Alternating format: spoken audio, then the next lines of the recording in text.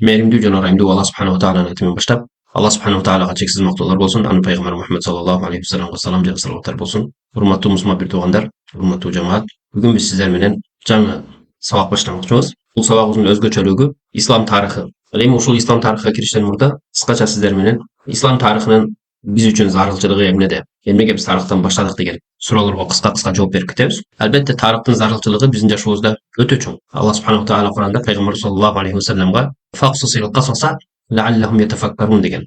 Бул жерде Алла субханала таала Куранда 30 пара болсо, 30 паранын 10 парасы 3төн бири тарых жана окуялар. Эмне үчүн Алла субханала таала биздин пайгамбар саллаллаху алейхи вассаламга Адам алейхиссалам, Нух алейхиссалам жана биздин пайгамбарыбызга чейинки пайгамбарлардын тарыхын, алардын болгон окуя жашоолорун эмне үчүн Алла субханала таала биздин пайгамбарыбызга айтты. Мына бүгүн биз ыйык Рамазанда турабыз. Рамазан айында да Алла субханала таала Куранда кутиба алейкумус сиям кама кутиба алаллазина мин кабликум деген эмнеге токтой турганбыз аятка да. Силерден мурдагы кавымдарга, силерден мурдагы адамдарга Рамазан парз кылынгандай, силерге да Рамазан парз кылынды деген аятка токтолмокчубуз. Бул жерде Алла субханала таала бизден мурдагы жер үстүндө жашап кеткен адамдар, пайгамбарлар жана ошолордун жашоо образдары, алар кантип жашады, алар эмне кылды, аларды Алла субханала таала эмне үчүн жок кылды, эмне үчүн Алла субханала таала аларды биринин үстүнөн экинчисиге жардам берди же экинчисин жок кылды. Ошол тарых болуп эсептелинет. Ал эми тарыхчылар өтө көп.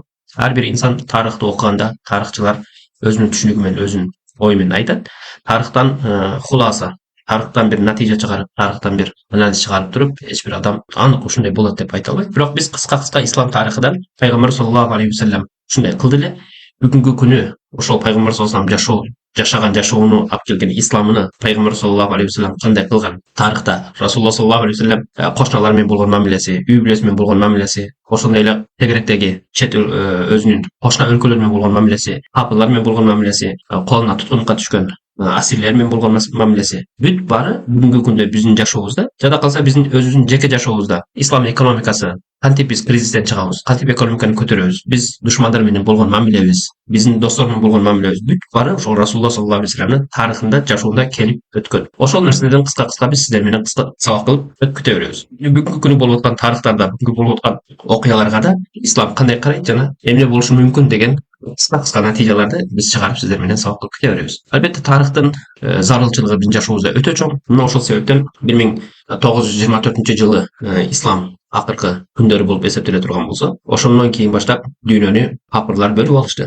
Мусулман жерлерини. Бүгүн ислам өмүрүгө 1447-жыл болсо азыр Рамазан айындабыз. Ал эми буга чейин 13 жыл ислам 1460 жыл болуптур ислам башталганына. Ошодан Расулулла саллаллаху алейхи вассалам 23 жыл ислам курду. 23 жылдын ичинде пайгамбар саллаллаху алейхи вассалам дүйнөдөгү эң күчтүү, эң жакшы, эң бүт жагынан келишкен, кемчилиги жок ислами өлкө курду пайгамбар саллаллаху алейхи вассалам. Албетте ал өлкөнү пайгамбар саллаллаху алейхи вассалам эң идеал түрдө курду. Ал өкмөттүн закондору бар эле, армиясы бар эле, өзүнүн экономикасы бар эле, ошондой эле цивилизация, башкалар үлгү ала турган өтө көп. Бүт жагынан ал өлкө толук болду. Албетте Куранга иман келтирген адамдар муну жакшы түшүнөт. Алла субханала таала эң акыркы аяттарда "Ал-йawma akmaltu lakum dinakum wa atmamtu alaykum ni'mati" деген аятында пайгамбар саллаллаху алейхи вассаламга түшкөн "Бүгүн мен силердин диниңерди толук кылдым жана ошондой эле өз неаматтарымды силерге ыраазы болуп бердим" деген аятында пайгамбар саллаллаху алейхи вассалам ислам диниге эмне керек болсо, кандай закон керек болсо, кандай бир мыйзамдар, кандай бир культура, цивилизация,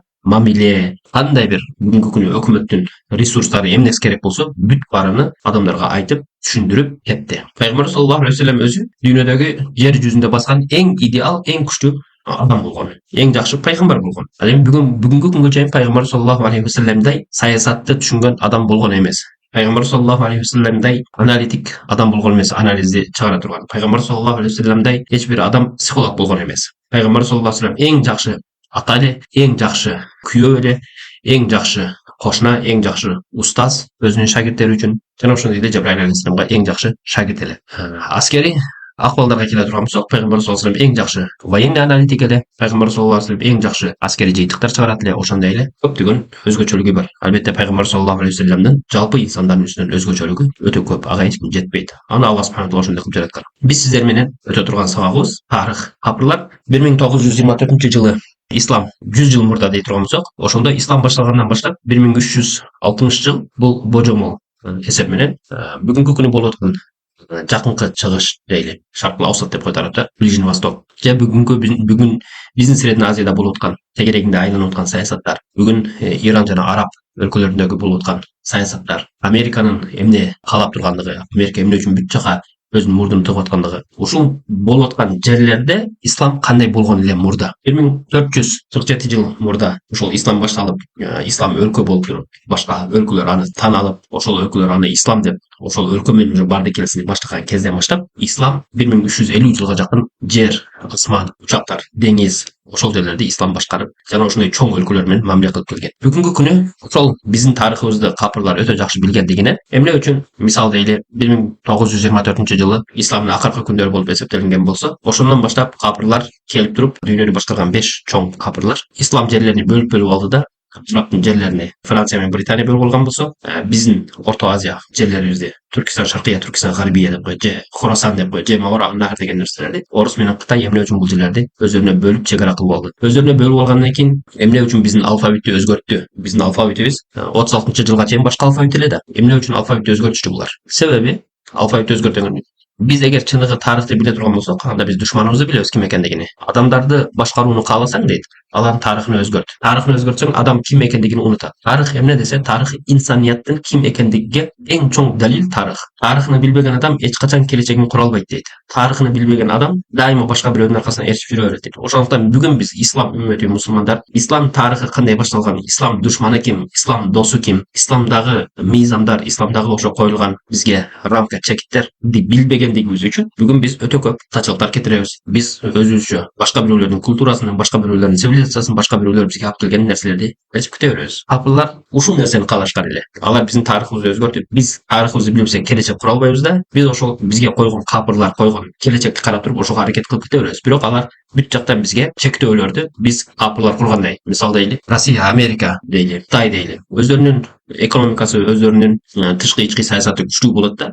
Биз мусулман өлкөлөргө, Орто Азияны ала турганбызсак, мусулман өлкөлөргө биз да ошондой саясат апарыштыгыбызды, биз да ошондой экономикабызды күчтүү кылышыбызды алар эч качан каалабайт. Биздин биринчи очередь тарыхыбызды өчүрүшкөн алар, биз чыныгы тарыхыбызга кайта албайбыз. Экинчиден, биз да ошолорго окшош болушка аракет кылабыз, бирок алар бизге ошол жолду бербейт. Ошондуктан бизге тарыхтын өтө чоң мааниси жана зарылчылыгы бар.